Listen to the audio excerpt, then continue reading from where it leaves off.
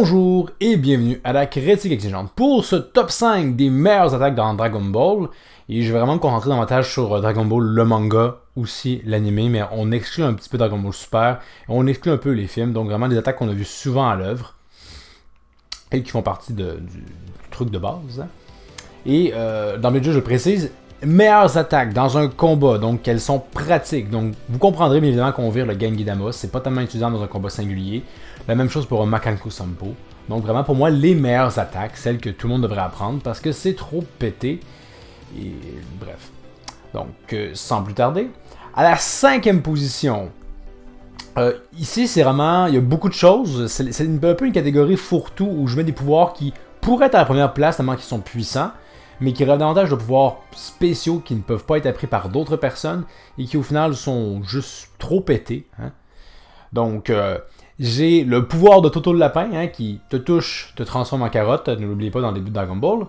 Il y a également un Boo qui peut transformer en bonbon, le crachat de salive de Dabra qui transforme en pierre, et également, il y a Diableman avec son rayon hein, qui fait exploser ceux qui ont du vice, hein, qui les tue, et il y a peut-être aussi à la limite Guldo, son pouvoir, qui est très fort, hein, celui de la paralysie, mais qui, bon, lui est pas très bon, mais un pouvoir quand même assez pété, mais moins fort que les pouvoirs précédents. Et également, peut-être aussi Body Change de Ginyu, qui est également une technique vraiment très très forte. Si l'adversaire ne sait pas, il va être vaincu, dans le jeu c'est comme ça. Donc, toutes ces techniques-là sont ensemble parce qu'elles ont toute la particularité de pratiquement pouvoir vaincre un adversaire, peu importe sa puissance, en un seul coup. Par exemple, Diableman, comble de malchance, hein, Goku est sans vice, donc ça ne l'affecte pas. Tout le monde, Bulma l'a dit, se serait fait avoir. Et même que dans Budokai Tenkaichi 3, hein, il y a une espèce de petit mode histoire où on incarne le personnage, puis ben, tu utilises son pouvoir spécial et bang, tu vas réussir à vaincre toutes les menaces qui viennent sur Terre. Ça se voulait un peu comme un gag, mais quand même, on se dirait que beaucoup de ces personnages-là, on avait juste à les chercher pour vaincre toutes les menaces. Hein. On va récupérer Toto le lapin sur la Lune, et voilà, Piccolo Père, tous les autres, on pourrait les vaincre facilement. Tant aussi longtemps qu'ils ne se doutent pas du pouvoir, ben, s'ils sont touchés, ils ne pourront rien faire. Donc, à un point tel que parfois il faut même les limiter. Hein, quand Dabra révèle qu'il n'est pas mort et transperce avec une lance dans le dos Boo, ben crache-lui dessus. Tu l'aurais probablement vaincu. Hein? Boo aurait été pétrifié, mais pourrait quand même pas se régénérer, même cassé, tant que Dabra vit. Hein? Pour Piccolo, c'était comme ça pour Piccolo, ça aurait été pareil pour Boo. C'est des pouvoirs complètement pétés, mais que je mets pas plus haut parce que forcément, c'est un peu comme presque la triche comme pouvoir. À la 4e position, hein, j'aurais le rayon de la mort de Freezer. C'est une de ses techniques les plus emblématiques, je pense, et pourtant Freezer en a beaucoup de techniques. C'est une technique qui est très efficace, ça rappelle un peu le Dodumba, mais en version plus mince, plus rapide, plus perçante, plus meurtrière. Donc, c'est hyper efficace, hein, que ce soit contre des personnes fortes ou plus faibles. On voit que c'est plus efficace contre les personnes plus faibles, ça manque peut-être un peu de puissance, hein, on voit que ça n'endommage pas tant Goku, mais en même temps, Freezer l'a pas sorti quand il était à 100%, peut-être qu'il aurait dû, ça aurait peut-être posé la difficulté à Goku. D'ailleurs, on est très heureux de le voir Cell le réutiliser contre Gohan. D'ailleurs, Cell, Gohan n'a pas le choix d'esquiver, il parvient tant bien que mal. Mais n'empêche, c'est une technique qui est efficace, iconique, hyper classe, hyper pratique. Ça ne semble pas nécessiter beaucoup d'énergie, donc ça s'utilise à outrance. Donc ça mérite, je pense, amplement sa 4e place. À la 3e position. Prépare-toi pour l'attaque de Kaio!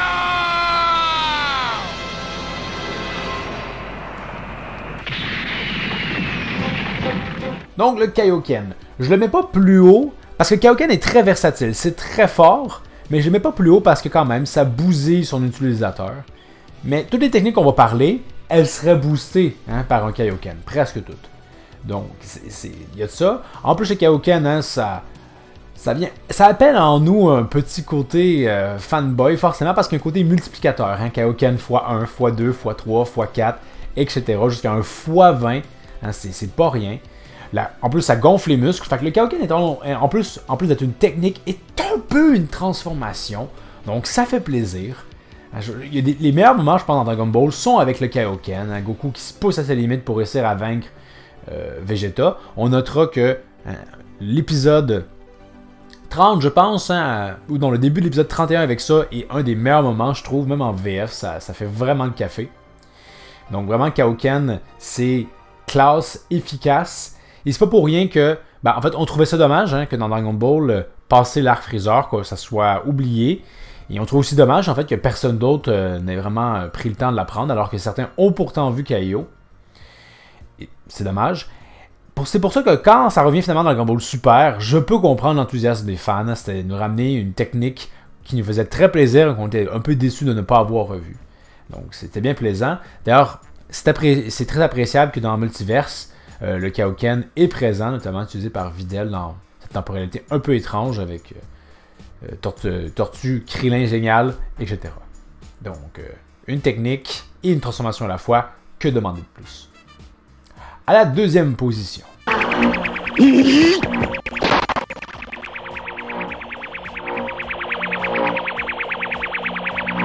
Le cercle impitoyable. C'est la technique de prédilection de Krillin. C'est même une des techniques les plus iconiques dans Dragon Ball, hein, le Kenza. Capable de surmonter un gap de puissance. Hein. Ça démontre que Krillin a une ingéniosité, capable de manier son énergie afin d'en faire un disque hyper tranchant qui peut trancher des êtres bien plus forts que lui. Hein. Nappa, ça aurait tranché Vegeta, ça trancherait Freezer. En fait, c'est quasiment trop fort. On pourrait carrément le mettre avec la même position que les autres techniques, hein, au top 5, tant c'est puissant et que parfois il va vraiment falloir faire des moments un peu absurdes, hein, pour pas réussir à ajuster avec l'adversaire avec ça. On peut penser quand Krillin, hein, fait la morsure du soleil contre Freezer et il dit à Vegeta « Hey, attaque-le pendant qu'il est aveuglé !» Toi, Krillin, lance ton Kenza, et voilà, ça va être plié. On a déjà vu que ça peut couper sa queue, donc tu pourrais le vaincre. Bon, s'il n'est pas si haut que ça, c'est parce que le Kenza, quand même, on peut s'en... C'est pas hyper rapide, donc ça s'esquive quand même assez facilement, à moins que tu es un peu un crétin comme Nappa et que tu t'es juste dit « je vais l'encaisser sans problème ». Donc ça s'esquive quand même assez facilement. Une fois qu'on sait l'attaque, c'est beaucoup moins dangereux, mais quand même, c'est tellement efficace, à un point tel que, hein, si Kaioken, malheureusement, personne d'autre que Goku l'a appris, le Kenza, tout le monde va copier la technique. Hein. Vegeta, Freezer lui-même, il va même l'améliorer en faisant une version tête chercheuse. Goku l'en prendra aussi lui plus tard. Et probablement beaucoup, je pense que dans un OAV, il y a Tenshinhan qui l'apprend. Bref, c'est une technique que tout le monde se dit « Waouh, effectivement, c'est une très bonne idée. Je vais l'ajouter à mon attirail. » Et ça démontre aussi que c'est pas une technique qui est très difficile, mais il faut juste y penser. Donc ça met beaucoup en valeur Krillin et son ingéniosité. Il y a 2 points, par exemple, que je voudrais soulever par rapport à la technique. On pourrait me dire, ok, mais pourquoi ne pas préférer la lame de Sauzer? Donc, j'ai déjà dit, je me concentre plus sur Dragon Ball normal, donc cette technique-là n'est pas dans l'œuvre. Mais quand même, on a vu que dans l'OAV, Sauzer, hein, déjà, c'est pas le plus grand mignon, hein, c'est nullement, et que sa technique ne permet pas vraiment tellement renforcer la vapeur face à Piccolo, donc il faut quand même être proche de son adversaire pour l'utiliser. Black le fera aussi, il révélera que ça peut être effectivement vraiment fort, parce qu'on peut prendre en traître. Mais quand même, je pense que le Kenza se lance, c'est donc plus efficace. Et ça vaut la peine de le mentionner, là, dans le multiverse, il décide de faire un affrontement entre le Kenza et la lame de Sauzer. Et c'est le Kenza qui gagne. Ça me surprend un peu parce que je me dis qu'une fois que le Kenza est lancé, là, tu peux plus faire un apport d'énergie dessus. Ta lame, tu peux la renouveler constamment en énergie. Mais bon, quand même, le Kenza l'emporte. Et je maintiens ma position, le Kenza numéro 2. Et deuxième point que je voudrais ajouter, c'est que dans l'anime, il y a des très beaux ajouts avec le Kenza. Quand Cell atteint sa forme parfaite, Krillin est furax d'avoir perdu ses 18. Et il va donc, dans le manga, hein, juste faire un coup de poing, des coups de pied sur Cell. Ça semble lui faire rien du tout. Et l'effet recherché est un peu débile dans le sens où, ok, en forme normale, Cell, Krillin, ça aurait été la fin de même chose. T'es vraiment beaucoup plus faible que lui. Dans l'anime, ce qu'on a, c'est qu'il va faire un Kenza et le lancer contre Cell qui va juste, on dirait, l'encaisser via l'encaisser passivement et le Kenza va juste s'émousser, passer son chemin sans avoir tranché Cell. Ça, c'était vraiment impressionnant parce qu'on le sait, c'est une technique qui sert à combler les différences de puissance tant elle est efficace et la voir être inefficace à ce point-là contre Cell, ça en dit à quel point le fossé de puissance est gros entre les deux. Hein, probablement que Cell, forme normale, aurait esquivé ou quelque chose ou aurait au moins bloqué pas passivement l'attaque. Il faut aussi préciser que dans l'anime, Cell va l'utiliser contre Gohan Super Saiyan 2. Gohan n'encaissera pas la neutre, mais va bloquer les attaques avec son propre énergie, puis les dissiper. c'était quand même aussi un bel ajout, une belle façon de nous montrer comment est-ce qu'on peut contrer un Kienza. Et on est rendu à la première position, mais avant de le révéler, précisons pourquoi il ne s'agit pas du Kamehameha. Parce que ça pourrait être surprenant pour certains, dans le sens où c'est la technique évidemment la plus iconique de Dragon Ball. C'est la première projection d'énergie à laquelle on est confronté. Hein. Le geste des mains est tout simplement iconique, connu même par des gens qui ne connaissent pas vraiment Dragon Ball. Mais si c'est pas présent, si je le mets pas à la première position, et même pas dans ce top 5 en fait, c'est que c'est pas une technique qui est si efficace que ça. On aura plusieurs variantes du Kamehameha. Avec les pieds, un Kamehameha qu'on peut onduler, etc. Mais si au début, c'est la projection d'énergie seule qu'on connaisse, et ça démolit la Lune, c'est impressionnant, ben, éventuellement, on apprendra que, par exemple, techniquement, le Kamehameha de Krillin ne pourrait vaincre le Dodonpa de Chaozu. Donc, Dodonpa, plus fort que le Kamehameha. Déjà, ça fait un peu parler son aura. Par la suite, Goku va développer le Méga Kamehameha pour faire face à Piccolo Junior. Ça y fera à peu près rien. Même Goku sera surpris de comme « Oh, mais pourtant, mon Kamehameha était super puissant. Ben, peut-être que c'est pas une si bonne technique que ça, même si c'était la version dopée aux stéroïdes. Hein. Je veux dire, ça va vaincre le ki que Piccolo lance, mais ça ne blessera pas pour autant Piccolo. Un Kamehameha dopé au Kaioken x4 n'arrivera même pas à tuer Vegeta, alors que pourtant, là, il est plus fort que lui. C'est à se poser des questions. La même chose, un Kamehameha x20 avec Freezer va lui faire du dégât, mais rien de plus. Et, bon, durant l'arc Cell, le Kamehameha retrouve un peu ses lettres de noblesse, en étant une technique qui semble vraiment très puissante, mais quand même, dans le même arc, on peut pas s'empêcher de penser, de se dire que, ouais, le Final Flash, ça a l'air d'être plus efficace, bien qu'on s'entendra, le Final Flash en prend beaucoup plus de temps pour être utilisé. N'empêche bien. Et durant l'arc bout, le Kamehameha n'est pas particulièrement mis de l'avant. Ça n'a pas l'air si impressionnant que ça. Donc, c'est une technique qui est bien évidemment efficace, mais était-ce à ce point-là efficace? Pas vraiment. Donc, à la première place, je vais mettre...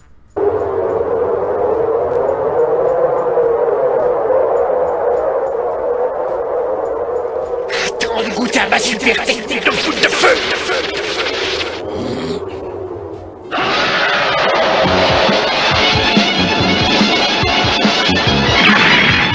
Le Kiko, le moindrement vous connaissez Dragon Ball, vous vous y attendez peut-être. C'est une technique de destruction ultime, introduite par Ten Shin Han, qui impose le respect.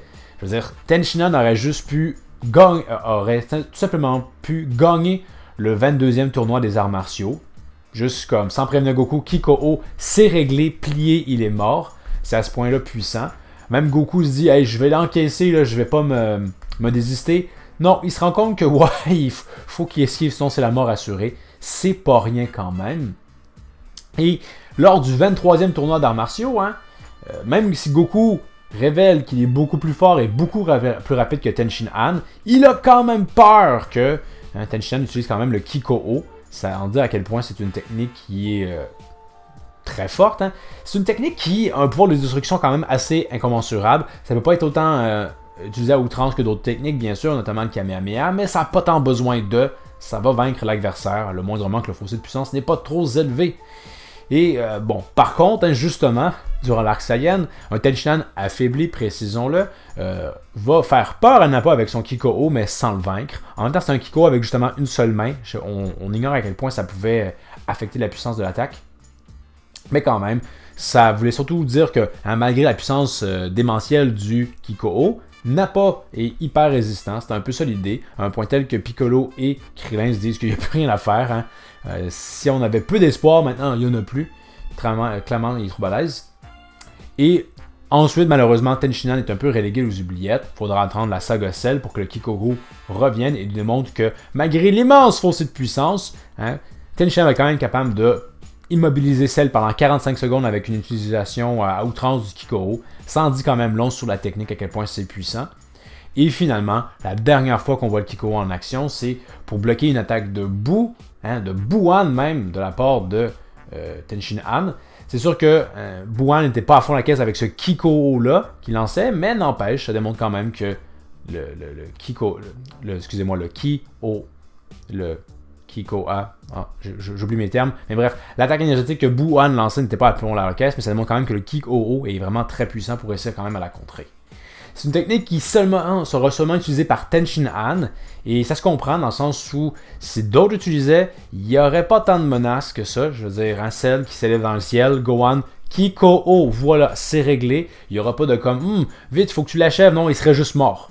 Il resterait rien. De la même façon, probablement que ça aurait pu désintégrer Boo, par exemple, utilisé par Vegeta. Mais il n'y aurait pas de récit selon ça, et on est quand même content que ça demeure la technique de Tenshin Han. Bref, c'est la technique à mon avis la plus efficace dans tout Dragon Ball. Encore une fois, si je l'aurais dit, si tous les personnages l'avaient appris, il n'y aurait juste pas de récit. On ferait juste vaincre les adversaires à coups de Kiko. Parce que on voit à quel point ça peut être efficace, même s'il y a un gap de puissance énorme. Donc, moindrement t'es proche, là. Un Goku, lors du Cell Game, hein, imaginez-vous un Kiko déplacement instantané. Ça aurait juste niqué Cell, il resterait plus rien. Et là, je viens de penser à ça et je me dis, ouais, je pense que j'aurais aimé ça, voir ça. Faut que Tenshin apprenne le déplacement instantané, ça aurait pu être intéressant. Un Dragon Ball Multiverse, si quelqu'un écoute ceci, hein, faites ça, vous avez encore le temps. Faites-le. Donc, ceci conclut mon top 5 des meilleures attaques dans Dragon Ball. Est-ce que j'en ai oublié? Peut-être bien. Rappelez-vous les critères, ça devait être cool. Cool, c'était plus des points bonus, là, mais il fallait surtout que ce soit efficace en combat 1 contre 1. Une technique qu'on se dit, tout le monde devrait l'apprendre parce que ça se point est trop fort. Donc, vous pouvez me faire part dans les commentaires s'il y a quelque chose à me dire. Ça me fait plaisir d'échanger avec vous. Pour la prochaine critique exigeante, j'en ai pas la moindre idée. J'écoute Bartender, qui est un animé sur des barmen. C'est intéressant, mais c'est pas encore fini. Mais assurément, j'en ferai une review quand ça sera terminé. Sinon, ben, il va falloir que je pige dans mon imagination. Je sais pas si Dragon Ball Super a finalement repris, parce que c'est censé reprendre en mai, à moins qu'ils se sont désistés. Donc, on verra bien pour la semaine prochaine. Donc, merci d'avoir regardé. N'hésitez pas à commenter, partager, vous abonner. Et je vous dis à la prochaine critique exigeante. これが俺の最後の